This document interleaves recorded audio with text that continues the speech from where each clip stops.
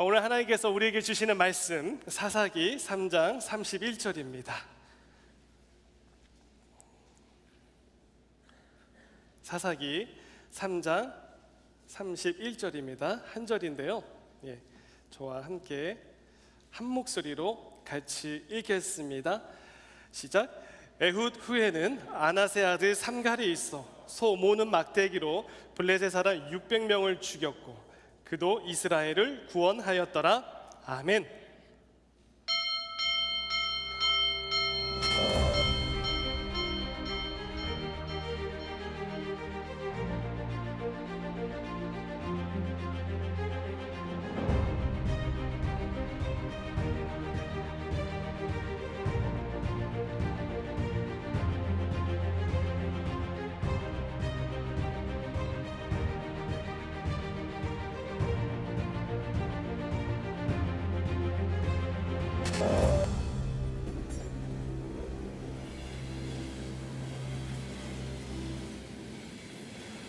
오늘도 우리 주일 3부 예배 오신 성도님들 주님의 이름으로 환영합니다. 여러분 인생에 있어서 가장 최고의 결정을 하셨다라고 저는 믿습니다. 하나님께서 이 시간 우리의 예배를 통해서 영광을 받으시고 이로 인해서 사모하는 그 심령들에게 은혜를 내려주실 줄로 믿습니다. 여러분들은 진주와 같은 자들입니다. 한번 옆에 계신 분들 이렇게 인사하시겠어요? 당신은 시애틀의 진주입니다. 해수 진주만 좋은 줄 알았는데 여러분 진주예요. 진실되게 주님을 예배 드리는 자들. 제가 이행시를 지어봤지만 이보다 더 완벽한 이행시는 없을 것 같습니다. 진실되게 예배 드리는 우리 성도님들 정말 잘 오셨습니다. 팬데믹이 시작이 되면서 초창기입니다. 초창기에 한 성도님을 신방을 하는데 저한테 이런 질문을 하시더라고요. 목사님, 앞으로 교회는 어떻게 될까요? 목사님도 젊은 목사님이신데 앞으로 목회는 어떨 것 같으세요? 이렇게 걱정해 주시면서 저에게 물어보셨어요. 저는 그 대답이 참 좋은 질문인 것 같으면서도 한편으로는 그 질문이 참 당황스러운 질문이었습니다. 집사님께 이렇게 말씀드렸어요. 집사님 힘든 시기는 항상 있었잖아요. 그럼에도 불구하고 하나님은 여전히 오늘도 일하시는 것을 저는 믿습니다. 함께 한 걸음씩 기도하면서 순종하며 나아갔으면 좋겠어요. 그 말을 하고 헤어졌는데 그날 밤에 이렇게 잠이 잘 안 오더라고요. 제가 소화가 안 됐던 것 같아요. 그렇게 대답을 하긴 했지만 제 마음속에 여전히 저도 뭔가 사방이 막혀 있는 것 같은, 정말 내 인생의 목회의 미래는 어떻게 될까 굉장히 고민이 컸었습니다. 솔직히 아직도 잘 모르겠습니다. 하지만 분명한 건 하나님은 일하시는 분이시고 한 걸음 한 걸음 지난 3년 전부터 순종하면서 오다 보니까 또 오늘 지금 제가 이 자리에 서 있는 곳이 또 시애틀 형제교회로 하나님께서 그 걸음을 인도하여 주신 그 신실함에 감사하지 않을 수가 없었습니다. 제가 시애틀에 2월 달에 왔잖아요.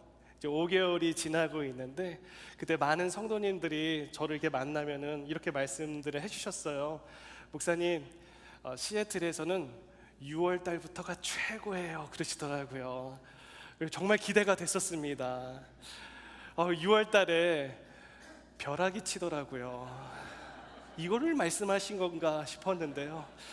그날 또 제 아내의 생일이었는데 제가 비를 맞으면서 꽃을 사다 준 기억이 있습니다. 그날은 비바람에 소나기에 심지어 우박까지 내리는 시애틀의 6월이었더라고요. 요즘은 성도님들이 그렇게 말씀하셨던 성도님들이 저한테 이렇게 얘기를 하세요. 목사님, 올해는 시애틀이 유독 이상 기후 현상이네요. 그러시는 겁니다. 네, 제가 작년에 등록하신 새가족 성도님을 만났는데요. 그분이 이 얘기를 작년에도 똑같이 들었다고 그러시더라고요.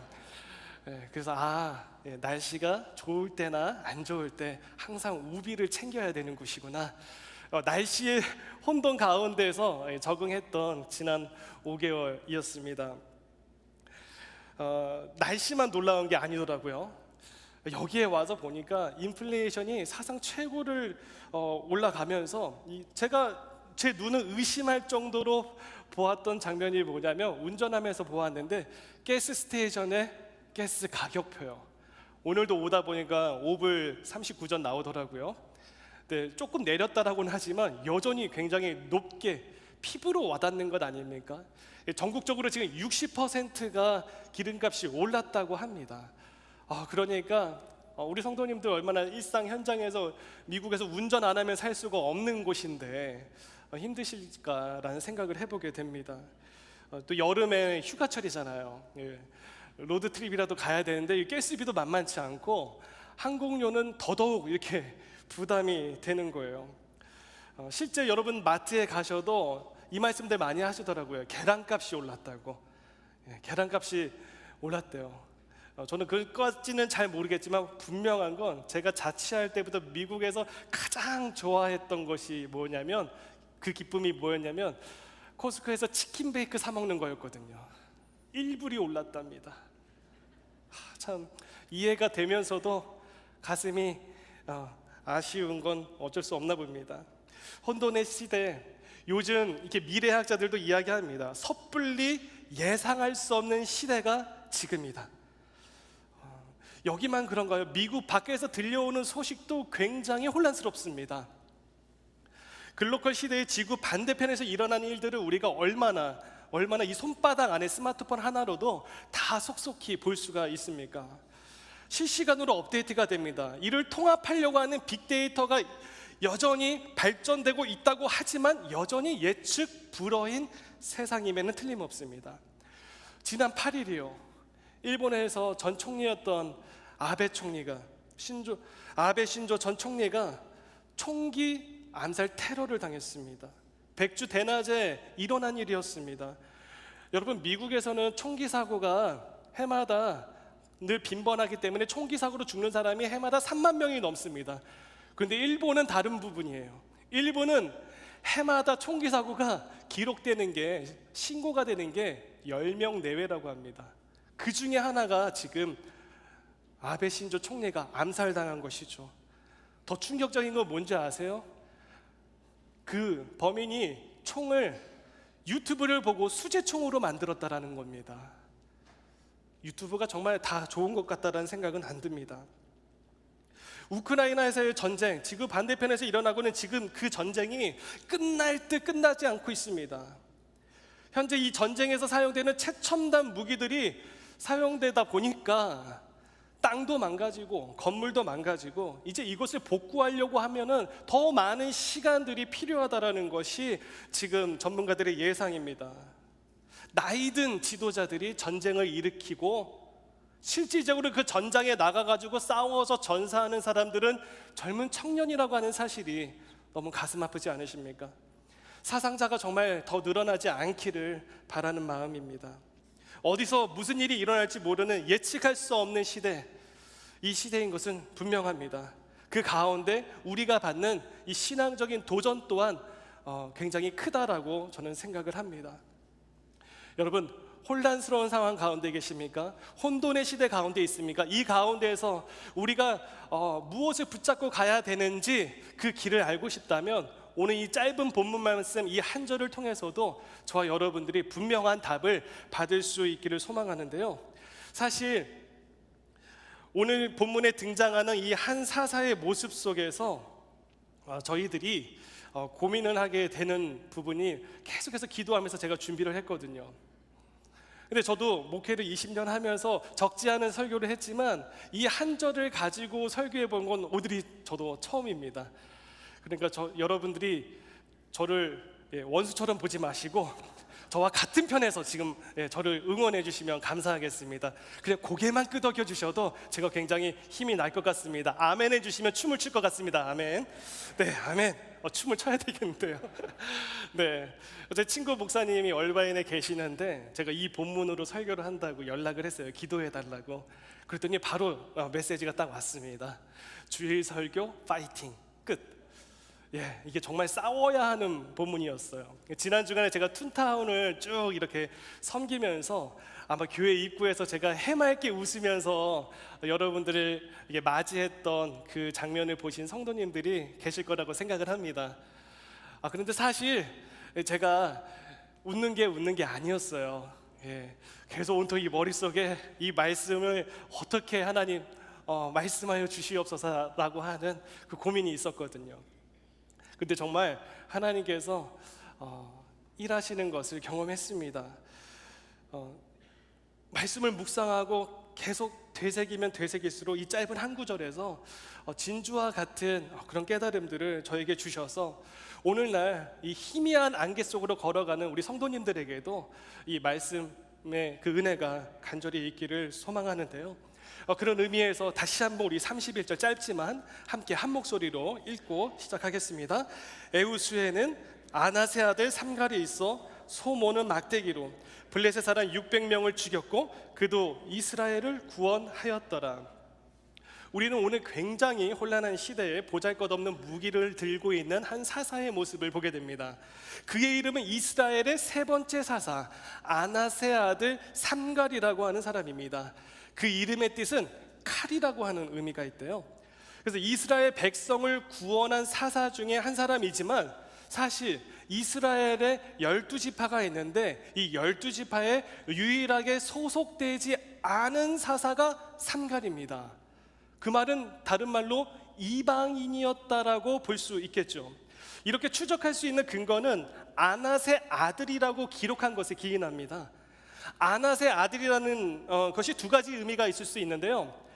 첫째로 아낫은 가나안 족속이 섬기던 전쟁의 신 이름입니다. 전쟁의 신 이름, 우상이죠. 여러분, 우리가 하나님의 아들들이라고 하는 표현을 듣지 않습니까? 하나님을 믿고 따라가는 백성들. 아낫의 아들도 아낫을 믿고 아낫을 따라가는 백성들이라고 하는 면에서 이해를 본다면 이 삼갈이 아낫을 따르던 이방인이다라고 하는 것은 이렇게 무리가 되지 않습니다.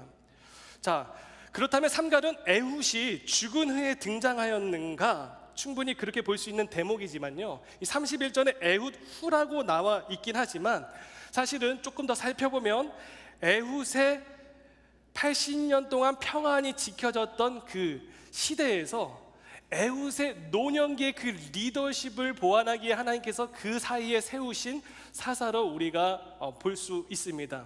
왜냐하면 근거는 성경에서 찾아야 되지 않겠습니까?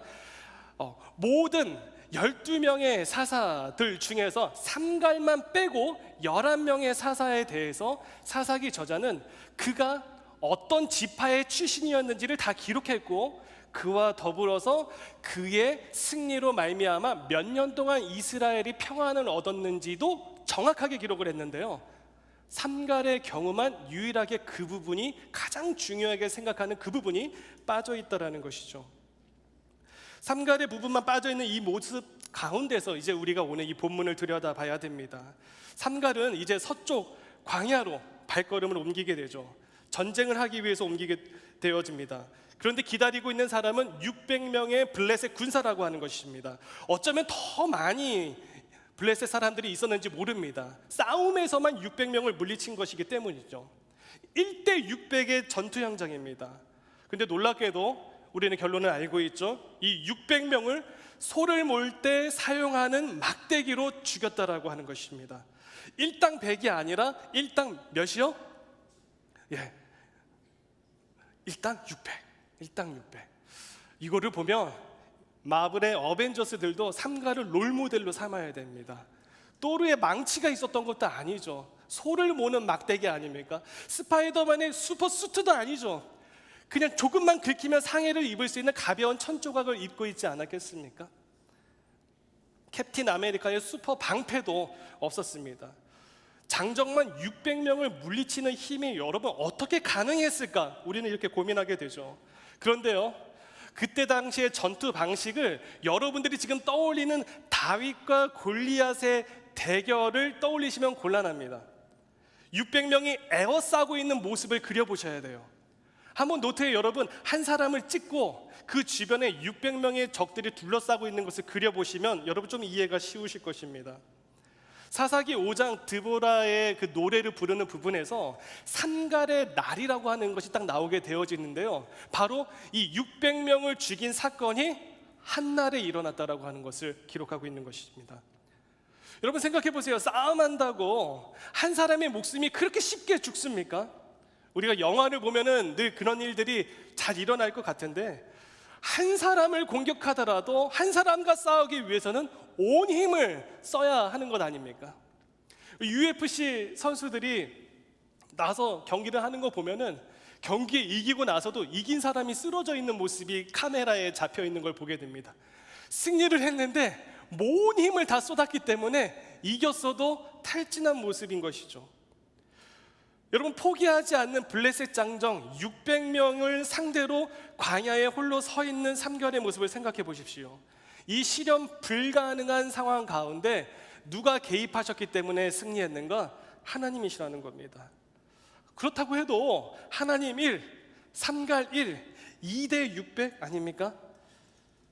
더 자세히 기록되지 않아서 아쉽지만 이 전투의 승리자는 삼갈이었다라고 하는 것이죠. 그 삼갈을 위해서 도우시는 하나님의 승리였다라고 하는 것입니다. 보잘것없는 막대기일지라도 하나님께서 사용을 하시면 능력이 되는 줄로 믿습니다. 오늘 같은 세상에 이런 일이 벌어진다면 아마 헤드라인 뉴스에서는 난리가 나지 않겠습니까?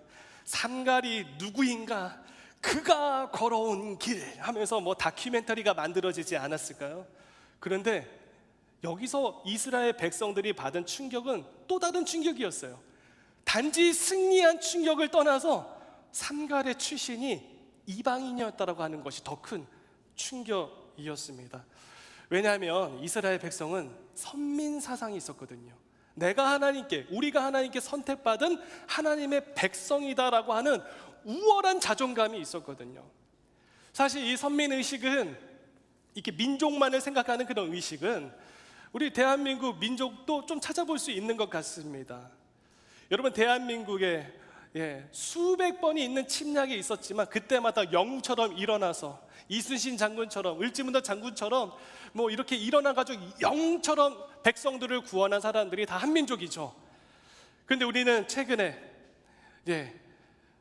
우리 대한민국을 전쟁터에서 구원한 외국인 영웅을 알고 있지 않습니까? 인천 상륙작전에 누구요? 한국사에 이게 보시면 나오죠. 존 맥아더 장군이 우리나라 민족에게 있어서는 영웅과 같은 분이죠. 그런데 한국 기독교 역사를 살펴보면 그보다 70년 전에 이 땅에 미국인 선교사 두 분이 이 성경책을 가지고 한국에 들어오죠. 언더우드 선교사님과 아펜젤러 선교사님이요. 그분들이 와가지고 제일 먼저 했던 게 무엇인지 아세요? 제일 먼저 교회를 만들지 않았어요. 제일 먼저 병원을 세우고 학교를 세웠다는 거 아닙니까? 그런데도요, 어린아이들이 그 선교사님들이 이렇게 지나가면 뭐라고 했는지 알아요? 여러분, 이런 얘기 들어보셨습니까? 코쟁이 이러면서 놀렸답니다. 얼마나 멸시천대를 그분들이 받았는지 모릅니다. 아무튼 이 삼갈의 등장 하나만으로, 이방인이었던 삼갈의 등장, 지파 소속이 불분명한 이 삼갈의 등장은 이 선민의식으로 가득 찬 이스라엘 민족들에게 있어서는 정말 가장 큰 충격이 아닐 수 없습니다. 그도 그럴 것이 이스라엘이 원래부터 약했던 민족은 아니잖아요. 여러분, 이스라엘을 향한 하나님의 마음은 어떤 마음입니까? 그 자신의 백성들을 끝까지 포기하지 않으시는 하나님의 마음이 있지 않습니까? 아시다시피 이스라엘 백성이 왕년에 굉장히 잘 나갔던 민족이었습니다. 주변 나라 사람들은 듣기만 해도 두려워서 벌벌 떨게 만들었던 민족이 이스라엘 민족이었습니다. 하나님의 백성이라고 하는 민족이 있는데, 오늘 2부 예배 설교를 들으신 분들 아시겠지만 여리고성이 무너지는 겁니다. 그 함성에 무너집니다. 그 소리에 무너집니다. 함락당했습니다. 이스라엘 지파를 공격하는 민족들은 저마다 전쟁에서 패배를 당했다라는 소문이 일어나가지고 고대 근동 그 지역 상황에 있어서 이스라엘 백성들의 명성은 정말 자자했던 때가 있었습니다. 하나님께서 그렇게 약속한 땅, 가나안 땅으로 이스라엘 지파들이 12개로 나누어서 땅을 받고 점령하고 그리고 정착합니다. 그런데 문제는 여기에서 시작이 되는 것이죠. 가나안 땅을 점령을 했는데 미처 다 쫓아내지 못한 가나안 족속들과 함께 무슨 사회를 맞이합니까? 네, 맞습니다. 농경 사회를 맞이합니다. 400년 동안 노예 생활에 있었던 이스라엘 백성들이 광야로 출애굽해서 나와서 광야에서 농사를 지어본 일이 없어요. 40년 동안 광야 생활을 하다가 이제 하나님이 약속하신 젖과 꿀이 흐르는 가나안 땅으로 들어갔는데 농경 사회를 살아야 되는 것이죠. 그때 그 땅에 미처 쫓아내지 못하고 그 땅 거주민들과 함께 이스라엘 백성들이 동거를 시작하게 됩니다. 오늘 본문에서 우리가 읽진 않았지만 여러분 나중에 사사기 3장을 전체를 읽어보시면 6절에 이런 말이 나와요. 그들의 딸들을 맞이했다. 이스라엘 백성들이 그 가나안 족속들의 딸들을 맞아서 아내로 삼았고 그리고 자기 딸들을 그들의 아들들에게 주고 그 다음이 충격적입니다. 또 그들의 신들을 섬겼더라. 가슴 아픈 이야기지만 사사기 저자는 분명하게 3장 5절에서 이렇게 고발합니다. 그렇게 지내다 보니 서로 통혼을 하고 섞이게 되니까 자연스레 우상을 접하고 또 점차 세대가 흘러가면서 하나님을 잊어버릴 뿐만이 아니라 하나님을 아예 대적하는 자손들이 되었다라고 하는 것입니다. 삼갈의 아버지가 이방인이지만 삼갈의 어머니는 유대인이었을 것이다라고 많은 학자들이 이야기를 하는데 충분히 통혼을 했던 그 시대 당시에서 죄가 만연했던 그 시대 당시에서 우리가 충분히 유추해 볼 수 있는 대목이라고 생각을 합니다. 이스라엘 백성들은요 하나님을 단지 잊어버린 것 그 이상으로 우상을 섬겼다라는 거예요. 살려만 달라고 부르짖었던 백성들이 살만해지니까 다시 범죄합니다. 여러분 이 모습은 오늘을 살아가는 저와 여러분도 하나님을 향하여 혹시 이런 자세가 있지는 않으십니까? 응답해 달라고 해서 응답해 주었는데 하나님 입장에서 보면은 응답받고 싹 돌아선 자기 자녀들의 모습을 보는 것이죠. 가룟 유다처럼 예수님께 충성할 때는 언제고 돈 받고 예수님을 파는 것처럼 여러분 우리가 자녀를 양육하면서 배우는 교훈 중에 하나가 뭡니까? 여러 가지 교훈들이 있지만 무슨 교훈이 있어요? 배신의 교훈 아닙니까? 자녀를 양육하면서 배신의 교훈이 있어요. 여러분 혹시 이런 얘기 들어보셨습니까? 아버지 이번 한 번만 기회를 주십시오. 아버지 이번 한 번만 저에게 기회를 주신다면 저에게 투자해 주신다면 제가 갑절로 갚아드리겠습니다. 여러분 이런 아들의 고백이 우리에게 익숙하게 들려지는 건 우리가 드라마를 너무 많이 봤기 때문이에요. 딸이 그럽니다. 아빠한테 어렸을 때는 딸이 그러잖아요. 나는 아빠 같은 사람이랑 결혼할 거야. 얼마나 이뻐요. 모든 걸 다 줍니다 아빠는. 근데 시집가서 아이를 낳더니 아빠를 보육교사 취급하는 딸들의 그런 모습 속에 배신감을 느끼는 거죠. 아무튼 이런 시대에서 살았던 삼갈이 하나님의 지명을 받았는데 그 삼갈이 이방인이었다라고 하는 점, 이스라엘 지파도 아니면서 말입니다.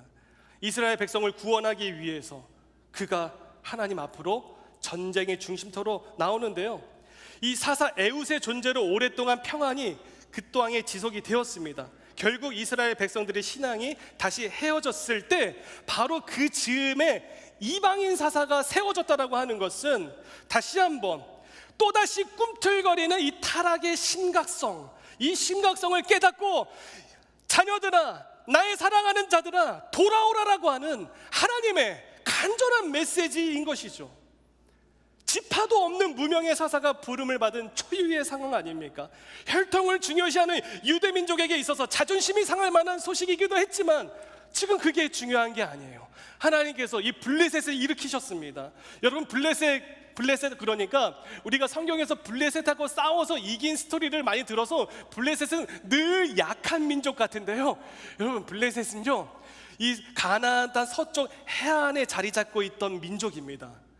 해상 무역이 그때 당시에 있었기 때문에 가장 서양에서 최신식 무기들을 제일 먼저 접했던 민족이 블레셋 민족이에요. 그때 당시 철기 문화는 아니었지만 가장 날카롭고 뾰족한 청동 문화, 최신식 무기를 가지고 있었던 사람들이 블레셋 군사입니다. 여러분, 이스라엘 백성들이요, 이스라엘 민족이 이 블레셋 때문에 늘 괴롭힘을 당했어요. 다윗의 시대에서도, 솔로몬의 시대에서도, 그 이후에 이스라엘이 남과 북으로 흩어진 그 상황 가운데서도 블레셋은 끝까지 점령하지 못했습니다. 물론 일시적인 전투에서는 이겼지만 말입니다. 일시적인 안식은 가져왔지만 블레셋이 멸망하게 된 거는 오히려 바벨론에 의해서 블레셋이 멸망된 민족입니다. 자, 이 중대한 전투의 현장, 가장 최신식 무기를 들고 있는 이 블레셋 군사들과 함께 이 전투의 현장으로 나아가는 것이죠. 그런데 아까도 말씀드렸지만 이 삼갈 한 사람을 중심으로 600명이 에워쌌다라는 것입니다.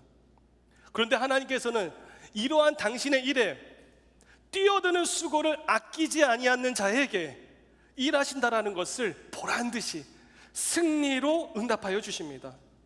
삼갈은 이날, 삼갈의 날에 최신식 무기로 무장한 블레셋 군사들을 소를 모는 막대기로 물리칩니다.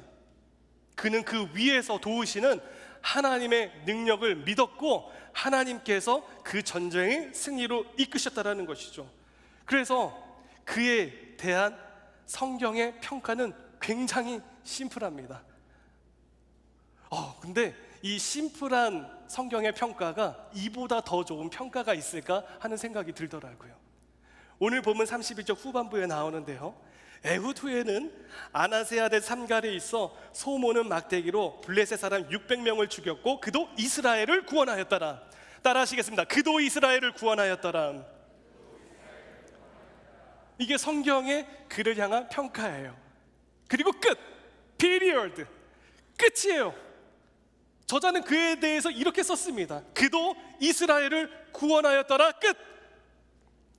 그리고 독자들이 가장 궁금해하는 그 이후의 삼갈의 모습은 기록되지 않습니다.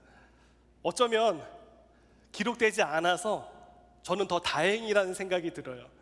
여러분들이 사사기를 쭉 읽어보신 분들은 아시겠지만 사사가 전쟁에서 승리하고 타락했던 이야기들이 계속 되풀이돼서 반복돼서 나오거든요. 그렇다면 이 삼갈의 스토리가 단 한 절이 앞에 있던 두 번째 사사 에훗과 그 다음에 나오는 드보라 사사에 그냥 대충 사사기 저자가 껴맞춘 건가? 그렇게 보기엔 너무 가벼운 문장이 아니라 깊은 심오함이 담겨 있다는 것입니다. 대충 껴있는 것이 아니라 하나님께서 하시는 일 가운데 저와 여러분들이 정말 명심해야 될 것들이 있습니다. 하나님은 그저 일을 대충 하시는 분이 아니십니다. 어영부영하게 일을 이루시는 분이 하나님이 아니십니다. 하나님은 특정한 시점에 특별한 장소에서 특정한 인물을 지명해서 자신의 일을 이루어 가십니다. 지금 우리가 예배드리고 있는 이 시간 이 자리에서도 하나님은 직분자들을 불러주셔서 이 예배를 돕기 위해 수많은 사람들을 세워주신 것이죠. 구원을 위해 1대 600의 전쟁에 나갔던 삼갈에게 지원군으로 하나님 한 분이면 충분했습니다. 인간은 다급해지면 당장의 해결책을 제시해 줄 만한 사람을 찾지 않습니까? 그러나 오늘 이 이야기는 너의 뒤에 나 한 사람이 나 하나면 충분하다라는 것을 우리에게 분명히 가르쳐주고 있습니다. 내가 일을 한다라는 것입니다. 아들아, 내가 일을 한다라는 것입니다. 딸아, 내가 일을 한다. 나 하나로 충분하다라는 거 하는 것을 너가 믿고 따르면 너도 구원할 수 있다. 이것이 우리 하나님의 말씀입니다. 네가 지금 비록 보잘것없는 무기를 가지고 있다 할지라도 내가 함께하면 능력이 된다. 딸아, 내가 너를 사람을 낚는 허브가 되게 할 수 있다. 이렇게 우리에게 하나님께서 말씀하시고 계시는 것입니다. 왜요? 하나님은요, 열정의 하나님이신데 특별히 언제 그 열정이 폭발하시냐면 자기 백성을 구원하는 계획에 그 열정이 폭발하십니다. 디모데전서 2장 4절 우리 한번 같이 읽어보겠습니다. 시작. 하나님은 모든 사람이 구원을 받으며 진리를 아는 데에 이르기를 원하시느니라. 여기서 이 원하신다라고 하는 것, desire, 하나님께서 정말 강력히 바라신다라는 의지와 열정이 있는 것입니다. 그래서 하나님은 구원하시기로 뜻을 세우시면 그 일을 바로 진행합니다. 말도 안 되는 상황에서도 하나님이 일을 하시면 소 모는 막대기로 최신식 무기로 무장한 블레셋 군사들을 물리칠 수 있듯이 말입니다. 말도 안 되는 그 부르심에 우리의 역할은 뭐예요? 맞습니다. 그 하나님의 일에 아끼지 않고 나아오는 것인 줄로 믿습니다. 삼갈의 순종이 위대한 승리를 가져왔습니다. 하나님은 오늘도 이 악을 친구로 삼는 이 세상의 모래 같은 인생 속에서 뛰어나지 않아도, 화려하지 않아도, 출신이 그렇게 좋지 않고 탁월하지 않아도 영혼을 구원하는 일에 자신을 아끼지 않는 이 진주 같은 자녀를 찾고 계십니다. 저는 오늘 여러분들에게 분명히 말씀드릴 수 있습니다. 적어도 여기에 있는 우리들은 예수님 안에서 진주 같은 존재입니다. 그분의 그 사랑의 피로 물들어서 새로워진 자들 아닙니까? 아멘입니까? 맞습니다. 우리가 진주입니다. 진실되게 주님을 예배하며 살아가는 자들입니다. 진짜 주인을 예수 그리스도로 모시고 살아가는 분들이 저와 여러분들 아닙니까? 하나님께서 찾으시는 진주가 우리가 아니면 누구이겠습니까? 그런데 이 진주에 굳이 모래를 가져와서 그 진주의 아름다움을 감추려고 하는 모습이 우리의 모습 속에 있지는 않은지요. 여러분, 우리는 기억해야 돼요. 이스라엘 백성들이 왜 배교했는가? 첫 시간에 배웠죠. 다음 세대에게 신앙을 전수해 주지 않아서 그렇습니다. 이 현상은 오늘을 사는 저와 여러분들에게도 독인하게 나타나지 않습니까? 적지 않은 분들이 자녀들을 교회에 드랍을 해주는 것으로 신앙생활에 신앙 교육을 다 한다라고 생각하는 것 같습니다.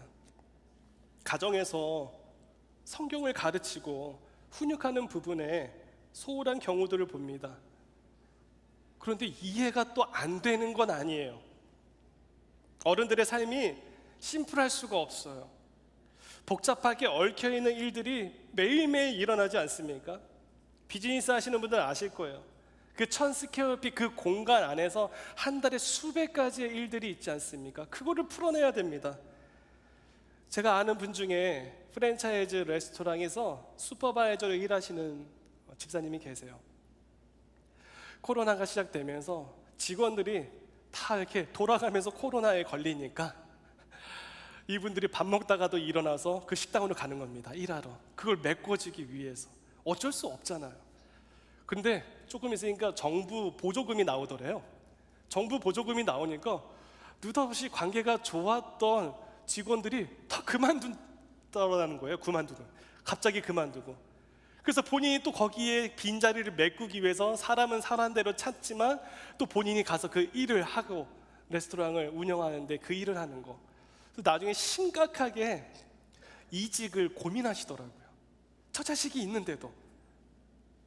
가정을 책임지고 사는 어른들의 상황이 그 삶이 녹록지가 않습니다.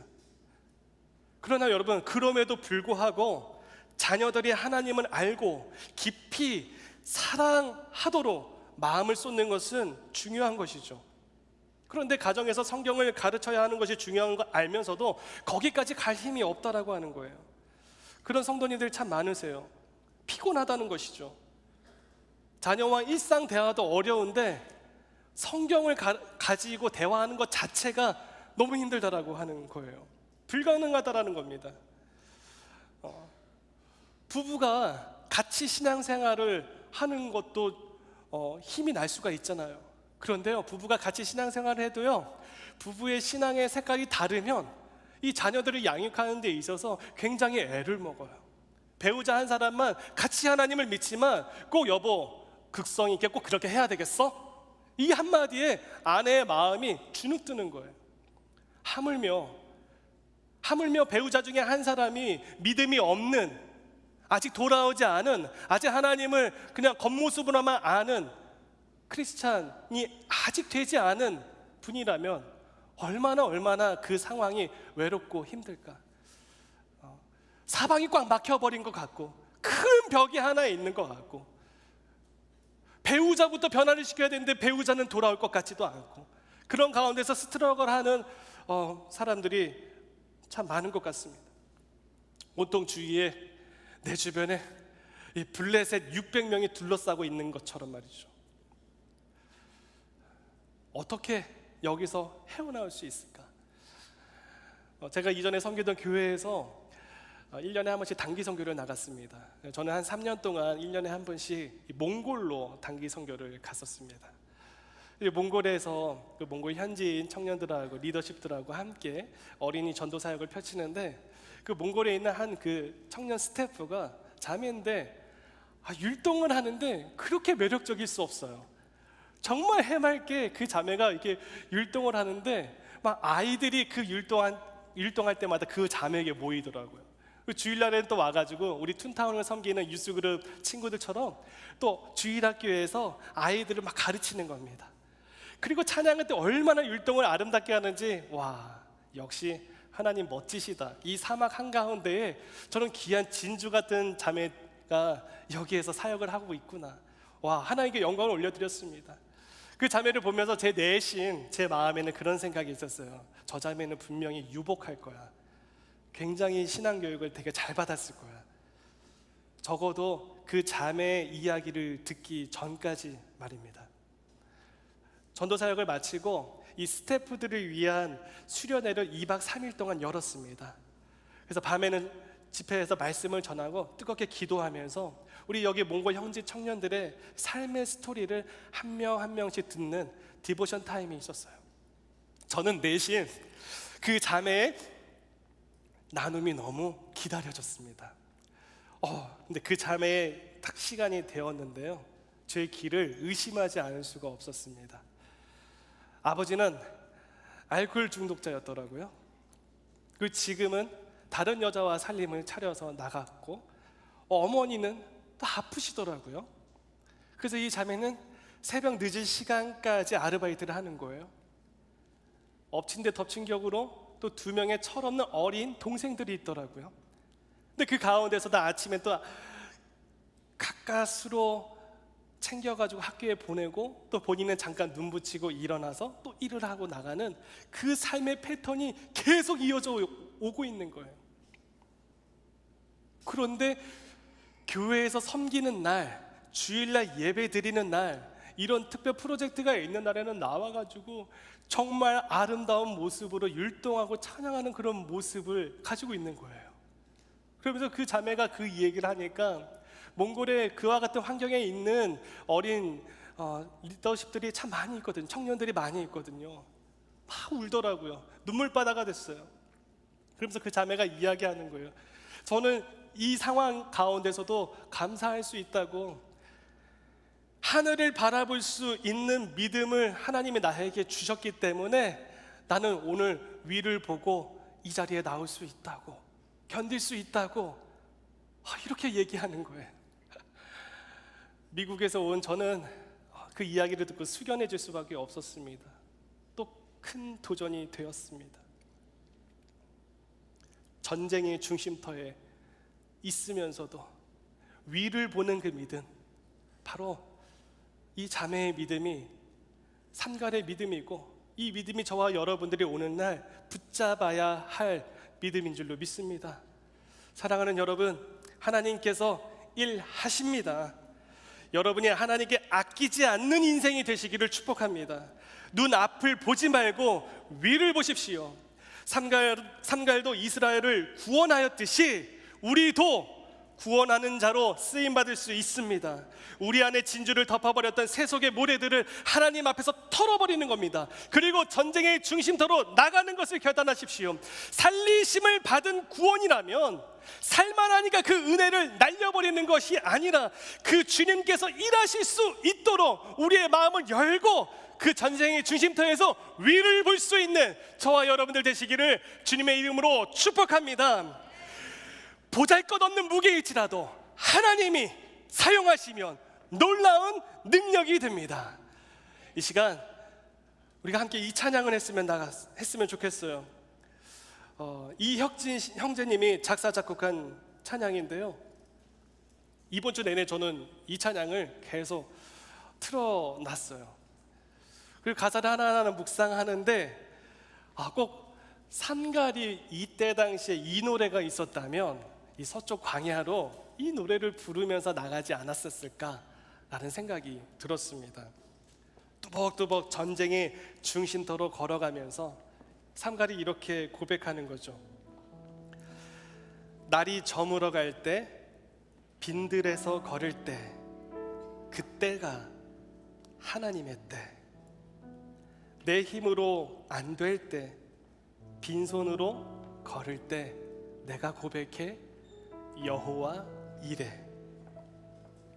우리 모인 이곳에 주님 함께 계시네. 누리네 아버지 은혜.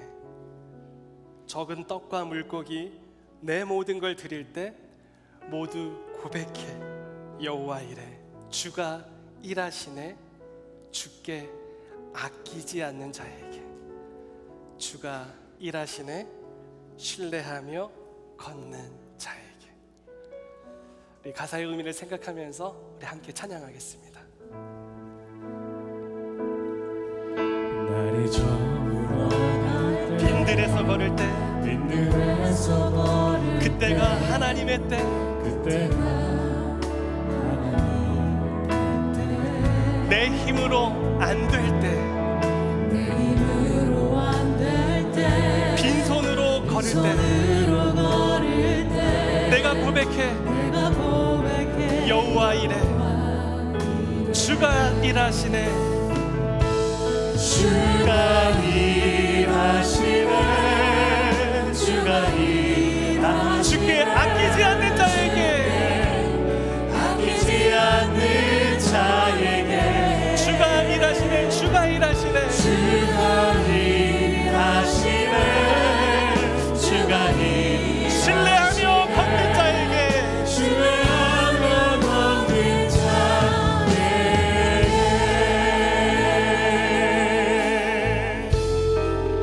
우리 모인 이곳에 주님 함께 계시네. 주님 함께 계시네. 누리네 아버지 은혜. 누리네 아버지 은혜. 적은 떡과 물고기 적은 떡과 내 모든 걸 드릴 때 내 모든 걸 드릴 모두 때 고백해 모두 고백해 여호와. 주가 일하십니다. 주가 일하시네. 주가 일하시네. 주가 일하시네. 주께 아끼지 않는 자에게. 아끼지 않는 자에게. 주가 일하시네. 주가 일하시네. 주가 일하시네. 신뢰하며 걷는 자에게. 신뢰하며 걷는 자에게. 다시 한번 주가 일하시네. 주가 일하시네. 주가 일하시네. 주께 아끼지 않는 자에게. 아끼지 않는 자에게. 주가 일하시네. 주가 일하시네. 아멘. 주가 일하시네. 신뢰하며 걷는 자에게.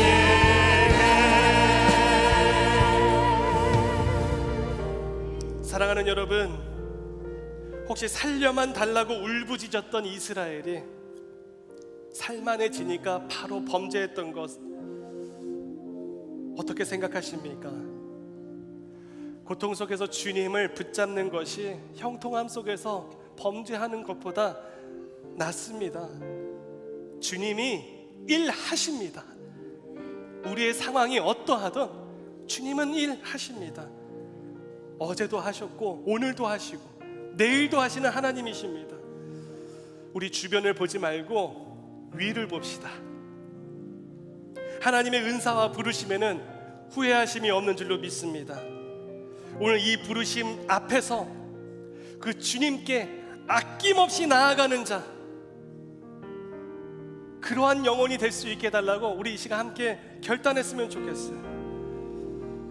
여러분들을 통해 배우자가 구원을 얻을 것입니다. 자녀가 회복되기를 원하십니다. 부모가 구원받기를 바라십니다. 이 모든 상황 가운데 우리 주님께서 도와주시기를 원하십니다.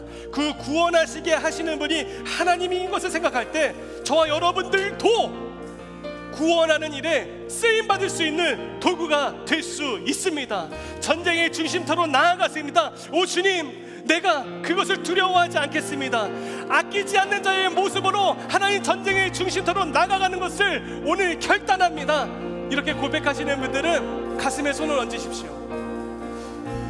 하나님 한 번 주신 나의 그 인생 가운데 주님 앞에서 설 때까지 은퇴가 없다는 것을 기억하고 주님의 손이 나의 손을 붙들고 죄를 물리치실 것을 기대하며 주여 나를 마음껏 사용하여 주시옵소서 하시려고 결단하시는 분들은 가슴에 손을 얹으세요. 오늘이 기회예요. 오늘 이것을 넣고 주님 도와달라고 우리 주여 한번 부르짖고 기도하겠습니다. 주여, 주여 그렇습니다. 하나님 아버지, 오늘 우리의 마음 가운데 우리는 주님 앞에서 자격이 없는 자들이지만 주님이 나를 통해서 일하시며 하나님 이 전쟁의 중심터에 있을지라도 하나님 우리는 다시 한번 일어설 수 있는 줄 믿습니다. 주님께 아끼지 않는 자의 삶으로 나아가길 원합니다. 하나님 오늘이 하나님께 우리에게 주신 기회임을 믿으며 주님의 손이 나의 손을 붙들고 가는 것을 믿습니다. 내 앞에 상황 가운데 불레드들 분명과 같은 원수가 있을지라도 하나님 우리의 시선을 위로 향하며 하나님의 시선, 하나님을 하나님께서 도와주시는 그 믿음의 손을 붙잡고 나아가는 그런 일을 되어질 수 있도록 인도하여 주시옵소서. 오 할렐루야. 하나님 아버지, 이 마음과 생각과 결단이 흔들리지 않게 하여 주시옵시고 우리의 자녀들의 복을 받게 하여 주시옵시고 나의 배우자가 돌아오게 하여 주시옵시고 끝까지 포기하지 않는 하나님의 은혜가 우리에게 있게 하여 주시옵소서. 주가 일하시네. 주가 주께 아끼지 않는 자에게 아끼지 않는 자에게 주가 일하시네. 주가 일하시네. 주가 일하시네. 신뢰하며 걷는 우리 두 손을 높이 들고 주가 일하시네 믿습니다. 주가 일하시네. 주가 일하시네. 주께 아끼지 않는 자에게 믿음으로 고백합니다. 주가 일하시네. 주가 일하시네. 신뢰하며 걷는 자에게 신뢰하며 걷는 자에게 신뢰하며 걷는 자에게 신뢰하며 걷는 자에게 신뢰하며 걷는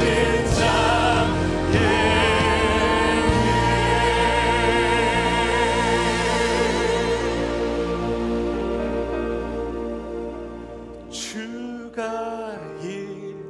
일하시네. 주가 일하시네. 주께 아끼지 않는 자에게 주가 일하시네.